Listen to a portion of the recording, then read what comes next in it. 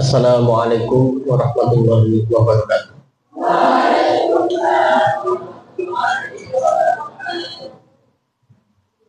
Alhamdulillahilladzi an'ama alaina bi ni'matil imani wal islam. Assalatu wassalamu ala sayyidina wa maulana Muhammadin wa ala alihi wa sahbihi wa man tabi'ahum bi ihsan ila yaumil mizan.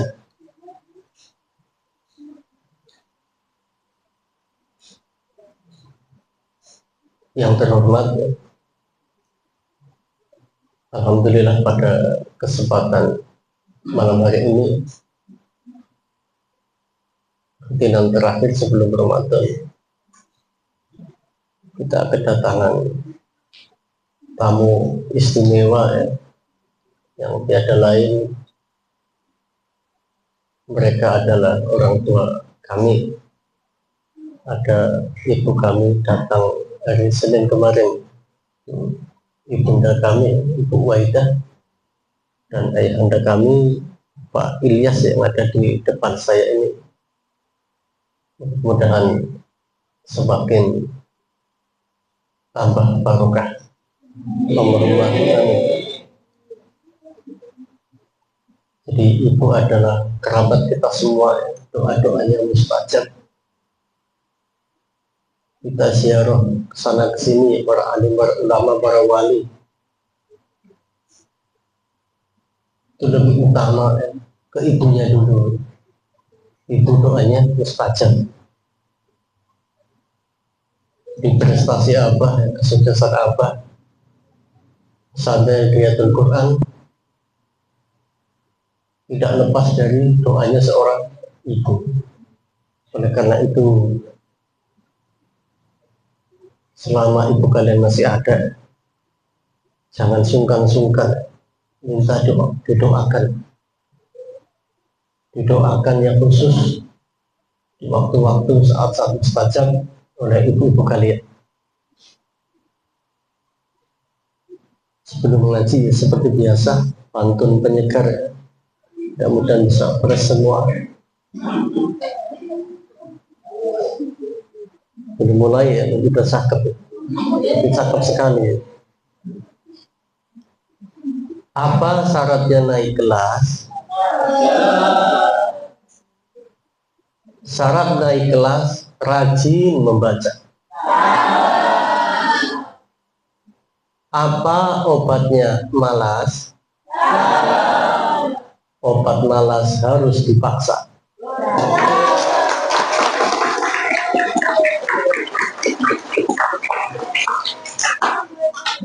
Obatnya tiang malas minum namun setunggal kan dipaksa. Ini ijazahan resmi dari guru saya. Awalnya saya ya menganggap sepele, karena ya kalau hanya itu ya kita semua tahu ya, obatnya malas ya dipaksa, KBU ngerti. Tapi kalau diamalkan ternyata sangat benar ya. Memang untuk menuju kebaikan ya, kita harus dipaksa. Karena jalan menuju surga itu penuh dengan hal-hal yang tidak kita sukai.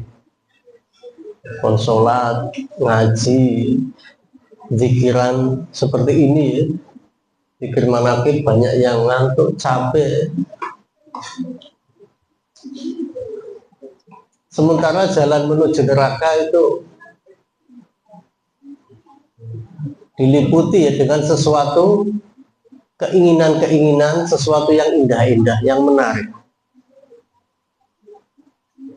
Apa sering mengatakan ya, lebih baik kita masuk surga dipaksa daripada masuk neraka dengan sukarela.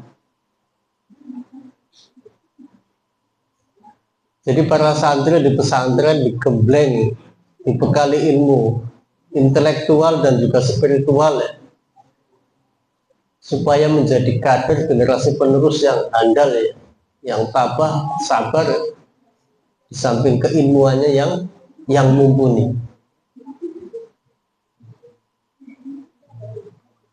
Untuk masalah dipaksa ini, kejadiannya belum lama viral, ini bisa menjadi ibarat kita ya. bisa menjadi pelajaran. Ini untuk perkara urusan dunia. Belum lama viral ya, seorang yang berdagang di tengah-tengah pengajian yang menyita perhatian penceramah ya waktu itu. Dagang nopo tesi kelingan? ST. ST apa es cendol apa? Mas Nuk ST juga punya ya? Yang penting jangan es teler ya. Dagang ST ya, waktu digojlogi dilokke goblok ya, sama si penceramah. Ini pertama yang timbul di hatinya jelas rasa emosi, malu, tersinggung, ada rasa dendam ya, karena direndahkan. Tetapi manakala ujaran-ujaran seperti itu, hinaan, celaan itu membawa keuntungan, membawa rezeki yang berlimpah. Dari viralnya itu banyak berdatangan para YouTuber, para kreator, itu membantu uang yang jumlahnya sangat banyak. Ada yang mengumrohkan beserta keluarganya.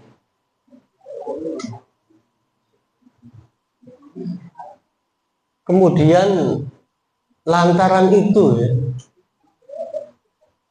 orang-orang pada mau diperlakukan yang sama,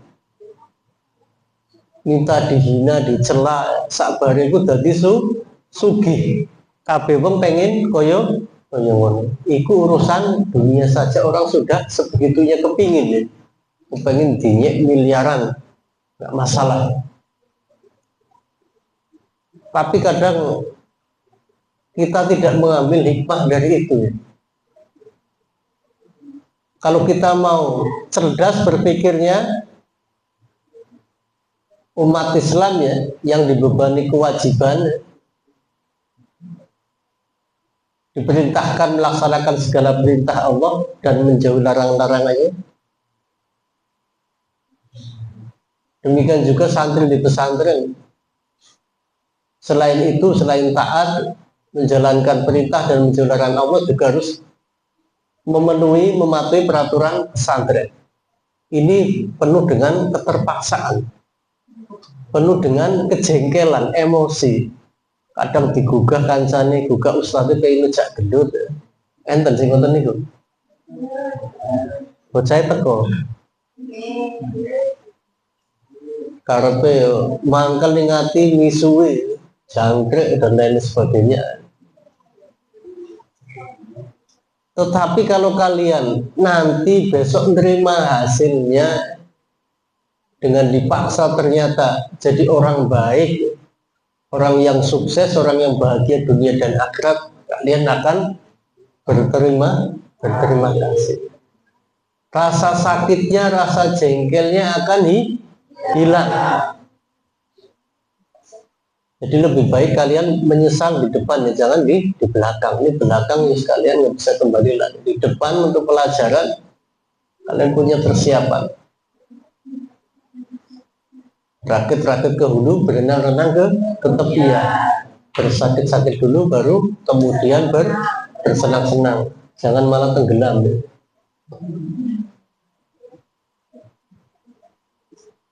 Jadi itu prinsip ya yang harus dipegang. Nanti kalian yang awalnya tadi benci akan menjadi cinta. Yang tadinya benci Gus Miftah karena dapat barokah rezeki berlimpah menjadi cinta. Selain orang itu banyak yang pengen diperlakukan yang sama. Kita juga demikian. Kalau menjalankan ketaatan, pertama ya rasanya tersiksa, menderita, lama kelamaan jadi terbiasa dan tumbuh rasa cinta. Muniku nggih mukotima ya, saniki mulai ngaji. Niki momennya sebentar lagi sudah masuk Ramadan ya. Kalau Muhammadiyah menetapkan ya, kalau di berita saya baca itu tanggal 1 Maret atau Sabtu besok ya. Tapi kalau pemerintah nanti nunggu sidang isbat. Jadi sebentar lagi, kurang lebih 1 minggu kita akan menghadapi bulan suci Ramadan. Mari kita sambut dengan bekal ilmu, dengan sukaria, dengan kecintaan. Man fariha bituhuni Ramadan kahulal jannah. Siapa yang bangga, senang, gembira dengan datangnya bulan Ramadan akan masuk surga. Itu baru cintanya saja, senang ketekan Ramadan, Allah janjikan surga. Apalagi kalian menjalankan ibadah puasa dan ibadah lain di dalam. Pada kesempatan ini saya akan menyampaikan tentang keutamaan lapar ya, atau puasa. Bismillahirrahmanirrahim. Bayanu fadilatil ju'i wa dzami sibai. Bab menjelaskan atau menerangkan tentang keutamaan lapar. Lapar dalam hal ini lebih umumnya puasa, identik dengan puasa. Wa dzami sibai. Dan mencela perut yang kenyang atau yang banyak makanannya. Qala Rasulullah sallallahu alaihi wasallam, jahidu anfusakum bil ju'i wal 'ajzi. Perangilah dirimu dengan lapar dan dahaga. Kita diperintahkan untuk memerangi nafsu kita dengan cara lapar atau dengan cara puasa.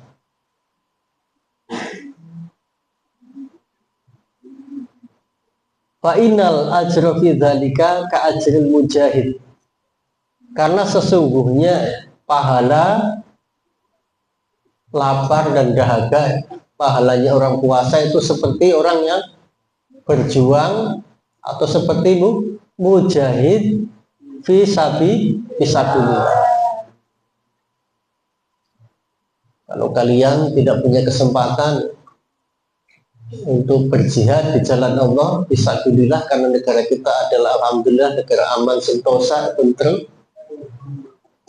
untuk mendapatkan fadilah keutamaan jihad kita bisa melakukannya dengan berpuasa. Ini ganjarannya podoe karo sing jihad fisabilillah. Wa annahu laisa min amalin ahabu ilallah min ju'in wa adsin. Tidak ada amalan yang lebih dicintai Allah melainkan dengan lapar dan dahaga. Amalan yang termasuk paling afdol adalah puasa. Nanti puasa tidak sekedar menahan lapar dan dahaga saja, kita niatkan juga untuk memerangi nafsu kita. Nafsu kalai karo ngelih. Kalau kita kuat ya pengennya kemana-mana, pikirannya kemana. Tapi kalau keadaan perut kita kosong, fokus kita ibadah. Jadi kan sakit bukti no. Nek isi sehat, kalian itu zikir Allahnya hanya formalitas, mungkin hanya di tulisan saja, sholat pun demikian. Tapi nek wayah sakit, jenengan sangat menghayati. Sakit kayak ini Gusti Allah ini lebih kuat. Bisa langsung dari hati mohon kesembuhan kepada Allah. Demikian juga orang lagi puasa, lapar, dahaga, keinginan dunianya terbatas, fokus diajak taat kepenan dalam kondisi puasa. Selajengipun waqala Ibnu Abbas dawuh, kala ngendika sapa Nabi sallallahu alaihi wasallam, la yadkhulu malakutis samai man mala'a batnahu. Jadi tidak akan masuk ke alam malakut langit orang yang perutnya penuh dengan makanan. Jadi kalau kita pengen kasyaf, para ulama-ulama ahli hikmah, ulama tasawuf, syarat untuk kasyaf terbukanya hati, tampaknya suatu kebenaran, bisa membedakan yang hak dan batil, hatinya terang benderang ya. Itu diantara itu dengan menjalankan puasa. Puasa tidak umat Islam saja, agama-agama lain untuk meningkatkan derajatnya, untuk meningkatkan spiritualnya ditempuh dengan puasa. Ada yang puasanya ekstrim, semedi berang-berang tahun itu orang itu dicapok ulun. Keponin jenengan sikalah sekedar puasa. Kemana kita si Abdul Qadir Jilani? Si Abdul Qadir Jilani tidak cuma berpuasa, tapi bertapa di tepi laut selama berapa tahun? Pinten tahun? Kemana kita? Selama tiga tahun. Sunan Kalijogo, Jogo Kali berpuasa semedi toko di pinggir kali selama tiga tahun. Dengan lantaran usaha-usaha seperti itu, lapar dan dahaga, Allah angkat derajatnya. Abdul Qadir Jilani jadi rajanya para wali. Demikian juga Sunan Kalijaga yang tadinya orang belakang, tukang begal, Allah berikan hidayah jadi waliullah yang pangkatnya tinggi, jasanya besar untuk umat Islam. Dengan dakwahnya Islam tersebar khususnya di daerah Jawa. Itu syarat ya untuk bisa terbukanya hati, tembus melihat alam gaib, alam malakutnya Allah, yaitu dengan puasa. Perutnya jangan dulu makan sedikit-sedikit ya. Tapi sedikit-sedikitnya terus akhirnya jadi banyak.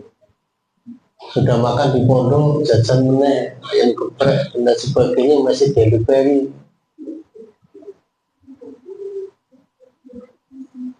Masih nge-grab food dan lain sebagainya. Nanti jadi Abdul Butut ya. Hambanya perut. Sing tukang turunan Abdul Kofa, hambane pitok. Pun dilajengaken. Wakila, ya Rasulullah ayunas afdol. Dikatakan kepada baginda Nabi atau ditanyakan, wahai Rasulullah, siapakah manusia yang paling afdol atau yang paling utama? Qala dawuh sapa Kanjeng Nabi, man qala mat'amuhu wa dhahkuhu wa radiya bima yasturu bihi aurata. Wong sing paling utama, paling mulia mungguhe Kanjeng Nabi yaitu orang yang man qala mat'amuhu, orang yang sedikit makanannya. Santri enten sing sedikit makanannya, apa sedikit makan?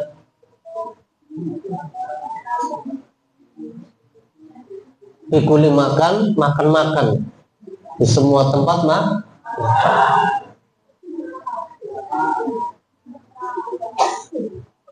dapat rajin makan apa makannya telat apa piye?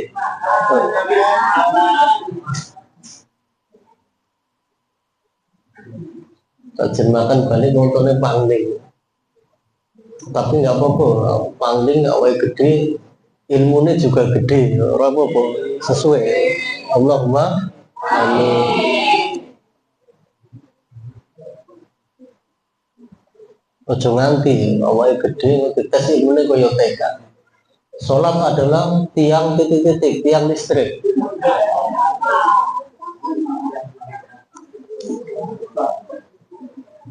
Mun kula maksudnya meneh Orang yang paling utama adalah yang pertama kolamat amuh, setitik mangane, kemudian wadohkuhu, setitik guyune. Guyune nek lucu ya mesem tok nyengir tok, guyu lah tak lah. Kadang ini enggak lucu ya guyune buang krepol. Sholat senggol-senggolan guyu cekikian. Sing sebelah wis anteng tergoda. Sholat orang lari ribut bakal sholat. Tadi sholat dituturi kan kancane. Akhirnya ya sholatnya iso batal kabeh. Setitik guyune. Ngake guyune bakal atos ati ya tawa guyon sekedar saja. Aku sing gawe cekakan dititeni. Sing gawe bengok-bengok kaya sapi. Bengi-bengi wayang wong turu munggah bengok. Aja nganti. Mun dilajengaken kemudian yang selanjutnya warodiyah bima yasuru bihi auratu. Ridho dengan apa yang menutupi auratnya. Pakaiannya sederhana, yang penting bisa menutup aurat.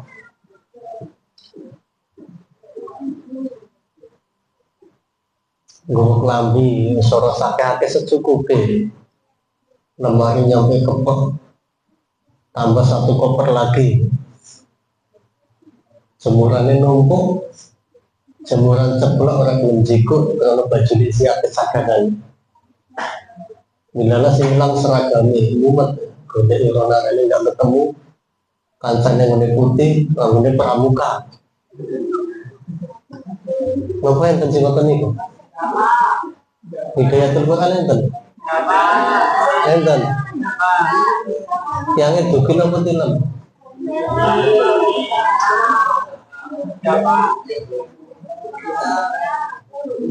Jadi sing disenengi Kanjeng Nabi sing paling afdol pakaiannya sederhana biasa saja. Nggak usah sing mahal-mahal. Mahal-mahal buat tuku kitab buat masalah ahlan itu baru santri milenial sing jos. Mun ketik meneh dilajengaken. Wa qala dawu sapa Nabi Kanjeng Nabi sallallahu alaihi wasallam. Sayyidul a'mali al-juh. Jadi gustine amal, rajanya amal itu adalah lapar.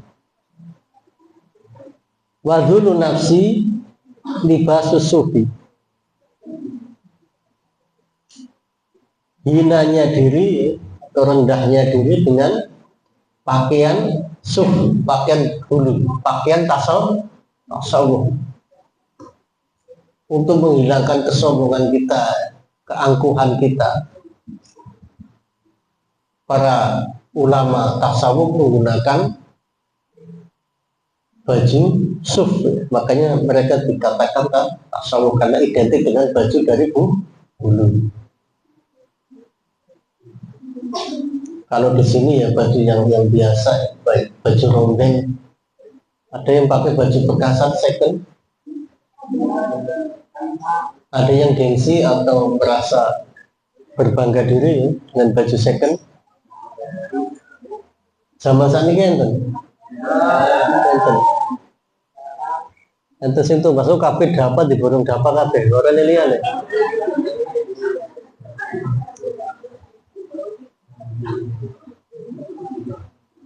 Saya dulu ya pengalaman ya, waktu SMA bikin mama kuno itu, saya beli baju rombeng, ingat betul ya, baju pramuka. Baju pramuka itu waktu itu seharga satu bungkus Supermi. Supermi waktu itu 250, sekitar 250 perak. Saya beli baju pramuka, nggak punya pramuka, saya pakai seragam itu untuk sekolah SMA waktu itu. Nyampe lulus. Jadi santri itu santai dalam penampilan, serius di dalam pemikiran. Ojo diwali. serius dalam penampilan, santai dalam pemikiran. Santai terbelakang, ketinggalan zaman.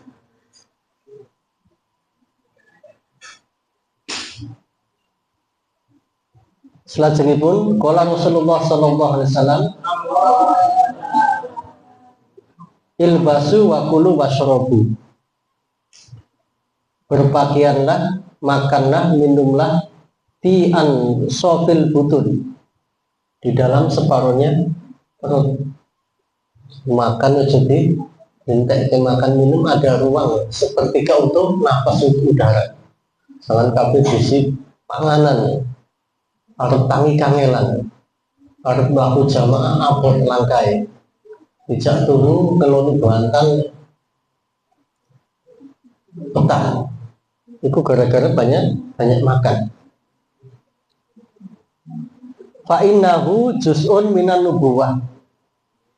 Karena sesungguhnya yang tadi disebutkan berpakaian sederhana kemudian makan minum separuh perut itu adalah bagian dari kenabian.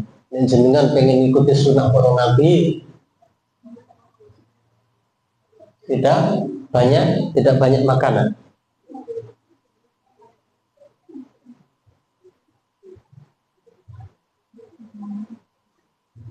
Satu buah hadis lagi saya sampaikan. Qala dawuh sapa Rasulullah sallallahu alaihi wasallam, afdalukum indallahi manzilatan yaumal qiyamah atfalukum ju'an. Orang yang paling utama di antara kalian di sisi Allah, derajatnya, pangkatnya besok dari kiamat, itu adalah orang yang paling panjang lapar, paling lama lapar, kuat puasanya. Puasa ramu Ramadan kok. Selain Ramadan sih wajib, sunahnya juga tuh kuat. Jadi kalau di pesantren itu banyak zaman dahulu, entah santri sekarang, banyak puasa Senin Kamis, amalan puasa 40 hari. Ada dalail tahunan. Saya dulu satu kelas ya, pengen istiqomah di pondok waktu itu. Kelas intriti ya, saya ingat apa dulu. Itu ada anak santri 5 termasuk saya, itu matur ke yai, minta ijazah dalail, pengen puasa tahunan, bagi puasa amalan puasa tahunan selama 3 tahun. Alhamdulillah di pesantren istiqomah sampai puasanya rampung di sini di pondok, sehingga ngajinya tamat sampai pengabdian sekian tahun. Yang paling utama, yang paling panjang laparnya. Yang jenengan ke latihan ya, enten sing rajin puasa. Muasane sapa? Muasane awake dhewe apa muasane wong liya? Men kesantol.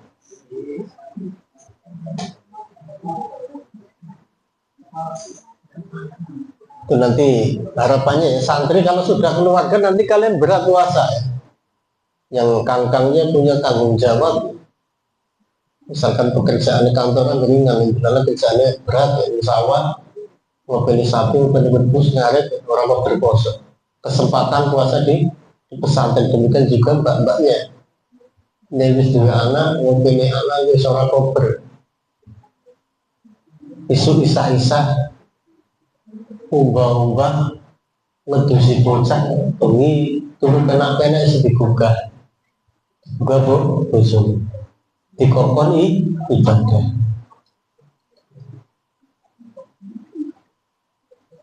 Watafakkaru fillah, ini yang paling utama derajatnya di sisi Allah di hari kiamat. Kelanjutannya tadi adalah bertafakur.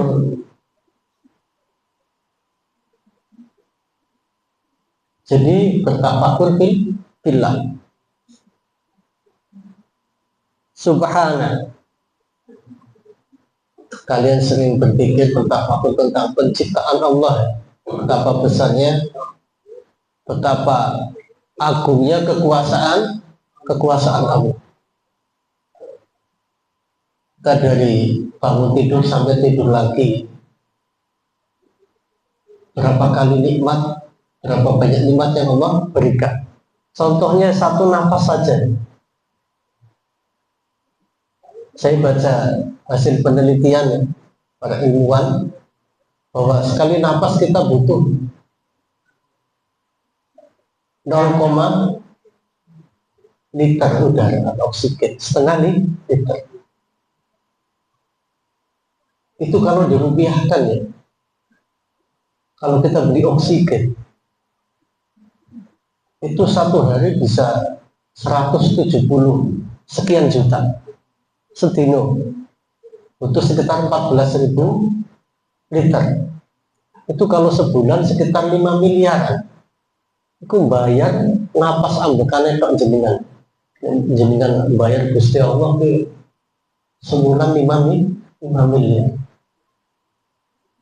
Itu yang tidak pernah kita sadari, kadang kita lupa karena nikmat itu saking seringnya terus menerus, jadi kita lupa. Padahal kalau kita rajin tafakur, cerdas ya, berpikir seperti itu, kita rasa syukurnya akan semakin hebat, ibadahnya akan semakin kuat, taatnya semakin jos. Jadi itu tafakur. Tafakur merupakan nanti menjadikan kalian mencapai derajat yang paling mulia di sisi Allah pada hari kiamat nanti. Wa abghadukum indallahi azza wa jalla yaumal kiamat. Sing paling dibenci Gusti Allah benjang wonten dina kiamat kulo naumin di rumah kene. Kesintenanan sing paling dibenci. Kulo naumin saben-saben wong kang akeh turune. Orang yang banyak tidurnya, bangun tidur lagi, bangun lagi tidur lagi. Tapi kalau tidurnya sekedar untuk refreshing ya, lagi jenuh tidur sejenak, nanti setelah kamu tidur segar bisa matlaah pelajaran, bisa menghafal, itu tidak masalah. Saya juga demikian, kalau pikiran lagi jenuh, murojaah dari Quran, pikirannya pusing ya, membuat istirahat tidur. Nanti beberapa saat tidurnya nggak lama-lama, nanti bangun, nanti mulai kegiatan lagi. Selanjutnya yang dibenci Allah adalah akulin, kang akeh mangan, banyak makannya. Besok dino kiamat golongan yang dibenci Allah. Kemudian syarufin, yang banyak minumnya.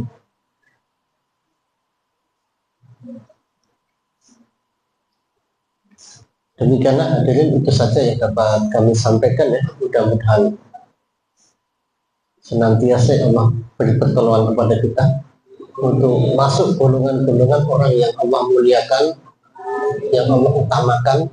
Kita semua golongan orang-orang yang terafdol ya, di sisi Allah, dan Allah berikan kemudahan kita untuk melakukan amal-amalan soleh untuk mencapai derajat tertinggi di sisi Allah, khususnya ibadah puasa kita, puasanya khusyuk, ikhlas, dan nanti Ramadan kita semua bisa menjalankan dengan baik, semuanya sehat semuanya sampai selesai dan puasanya diterima oleh Allah Subhanahu wa taala.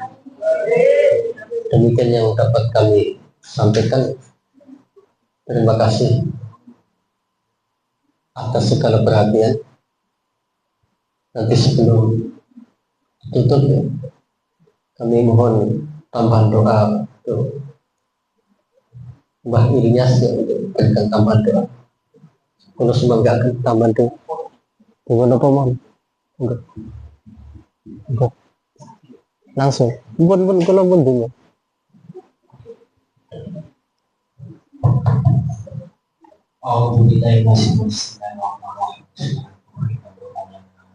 Astaghfirullah Rabbal baraya.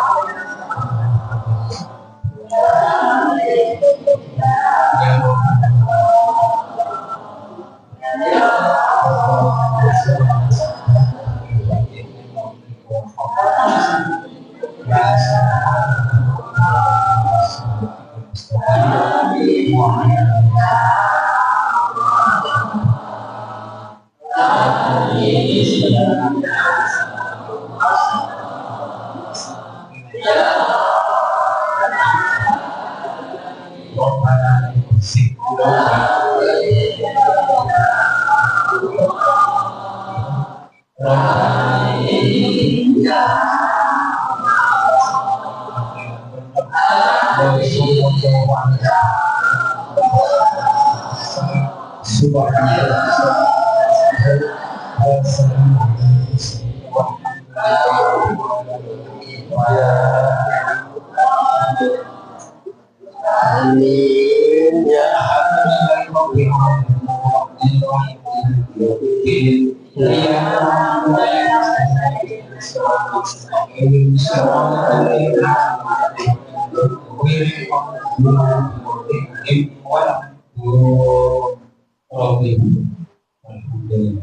Assalamualaikum warahmatullahi wabarakatuh.